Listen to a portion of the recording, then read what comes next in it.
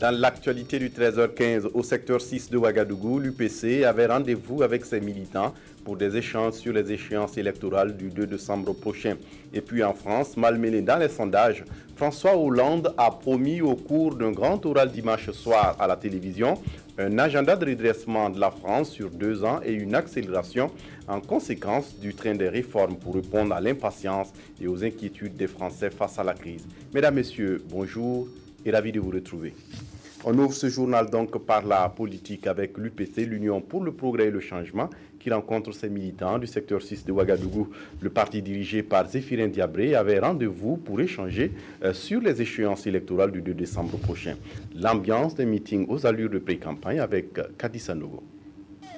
Cette assemblée générale initiée par les militants de l'Union pour le progrès et le changement du nouveau secteur 6 de Ouagadougou avait comme invité d'honneur le président du parti, Zéphirin Diabré. Depuis la mise en place du comité de base en mai 2012, plusieurs activités ont été menées. Pour les échéances électorales du 2 décembre 2012, il était nécessaire de mobiliser davantage les militants. Tour à tour, chaque groupe cible, à savoir les anciens, les femmes et les jeunes, ont évoqué les difficultés qui entravent leur épanouissement. C'est un acte de mobilisation des militants, un acte de raraillissement dans la perspective donc, des élections du 2 décembre. Et à leur aimable invitation, c'était un plaisir pour moi de venir apporter mon appui, non seulement à la direction du comité de base, mais à l'ensemble des militants donc, du secteur, et les encourager à se préparer sérieusement à la bataille du 2 décembre. La déléguée générale de l'UPC du secteur 6 n'a pas manqué d'exprimer sa satisfaction. C'est un sentiment de joie que nous éprouvons en voyant tout ce monde et nous souhaitons que pour les jours à venir, les militants continuent la mobilisation parce qu'on ne veut pas s'attendre seulement au monde que nous avons vu ce soir. Nous voulons continuer à mettre en place notre stratégie et pour gagner les élections. Donc nous allons continuer à travailler, à mobiliser les gens, à les conscientiser pour qu'ils prennent en main leur destin. Le président du parti compte sur les militants IPC du secteur 6 de Ouagadougou pour un changement mieux partagé.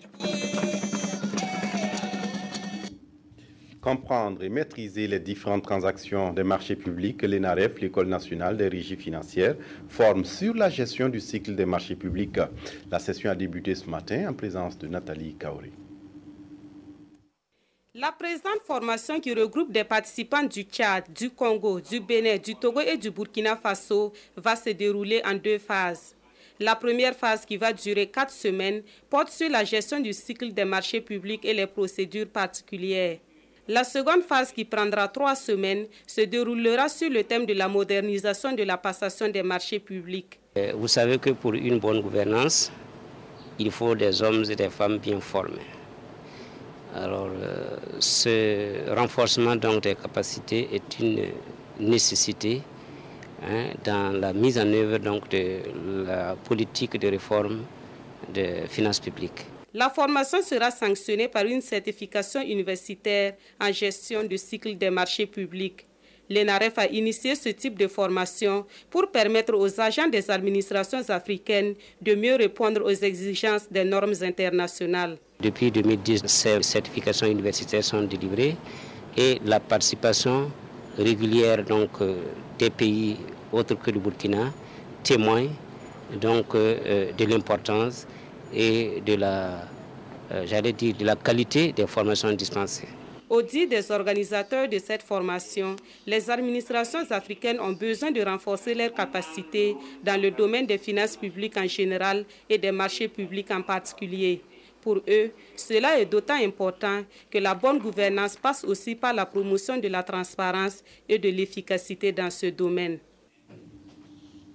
Le ministre de la Communication fait don dans 3 villages de la région des Cascades. Alain-Edouard Traoré est allé ce week-end remettre des matelas aux dispenseurs de ces villages situés à la frontière avec le Mali et la Côte d'Ivoire.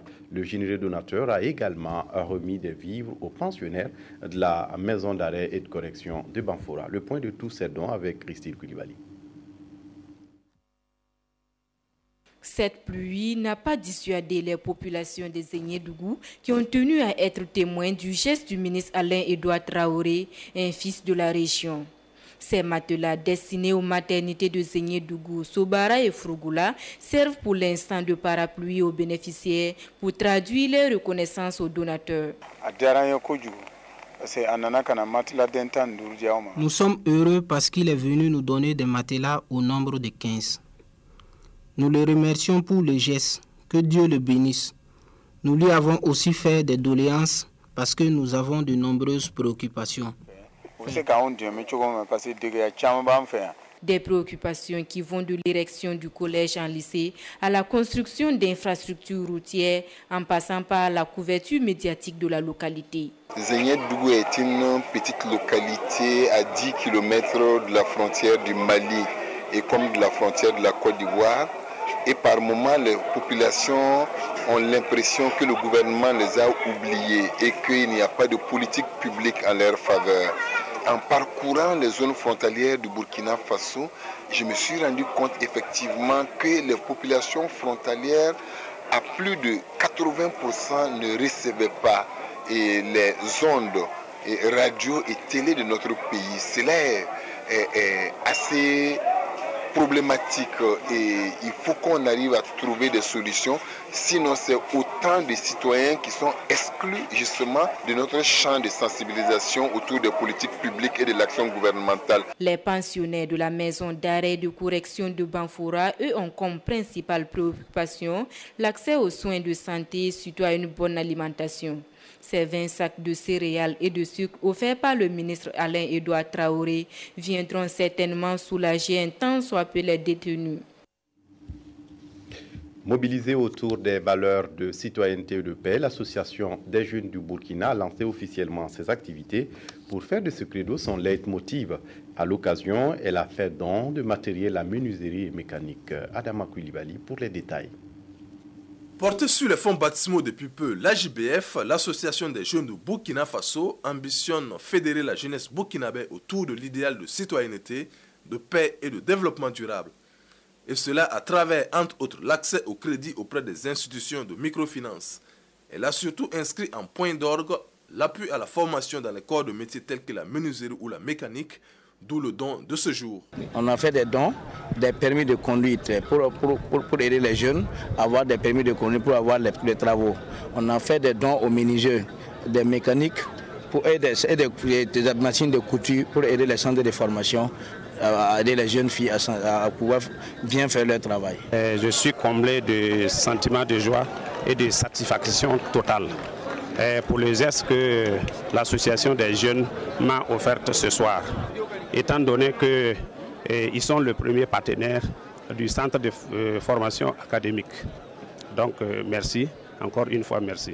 Pour le lancement de ces activités, l'AJBF a choisi le sport, vecteur de rassemblement de la jeunesse autour des valeurs de fair play et de combativité.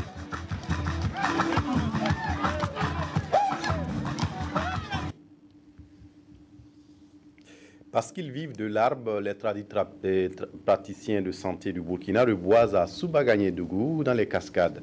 Plus de 1000 plants ont été mis en terre au cours de la séance de reboisement en présence du ministre de la Communication. Ce dernier en a profité pour échanger avec les populations. Christine Koulibaly.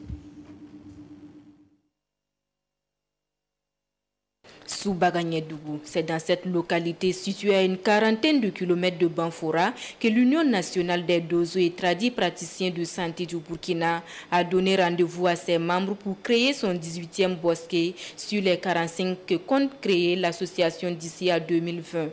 Et nous sommes donnés pour objectif une caravane de reboisement 2005-2020.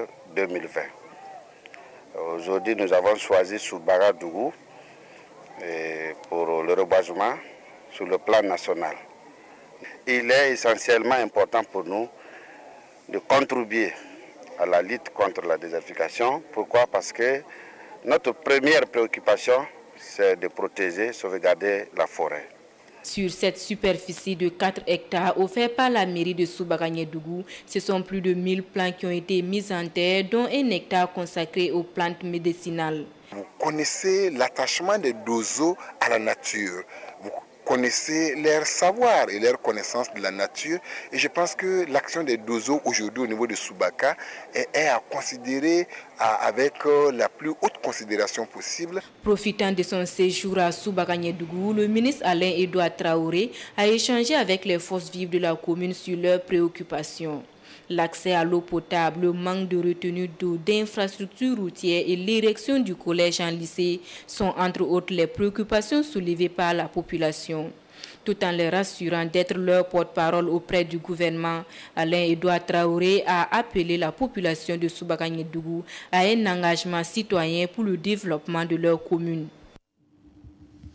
En culture, c'est fini pour le camp Vacances Vivantes, une activité culturelle destinée aux enfants des milieux défavorisés.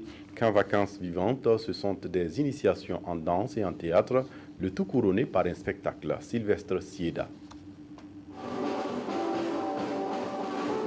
Ces pas de danse et ces jeux de scène, ces enfants les ont appris après 3 semaines de formation au camp Vacances Vivantes. On leur a donné cette formation qui avait pour but, au finish, de leur apprendre d'abord de susciter des talents en eux. Il y en a qui ont des talents cachés mais qui ne l'ont pas découvert. Donc ça permet de découvrir les talents et de les encourager à exceller dans ces talents. Et je trouve les différentes prestations excellentes. Dans ce sens que les enfants se sont bien exprimés, sans timidité aucune. Et surtout les thèmes abordés qui sont très importants et d'actualité pour un pays comme le Burkina Faso. Tous issus des centres de développement pour tout petit, ce camp a été un véritable cadre d'épanouissement pour chacun de ces enfants. En bas, je ne savais même pas jouer un théâtre. Mais comme j'ai suivi la formation, maintenant je connais jouer un théâtre. Ça m'a permis de contacter les autres, de pouvoir être avec les amis. L'organisation du camp a été possible grâce au soutien de Compassion Internationale et de nombreux autres partenaires. Avec les enfants et par les enfants, ces structures militent pour la défense et le bien-être de cette tranche de la population. Il s'agit d'amener les enfants à réfléchir et à sensibiliser leur entourage sur leurs droits. À l'étranger, le président français François Hollande se donne 2 ans pour redresser l'économie de son pays. Cette déclaration fait suite à une vague de mécontentement des Français qui attendent impatiemment la réalisation des promesses électorales du candidat Hollande.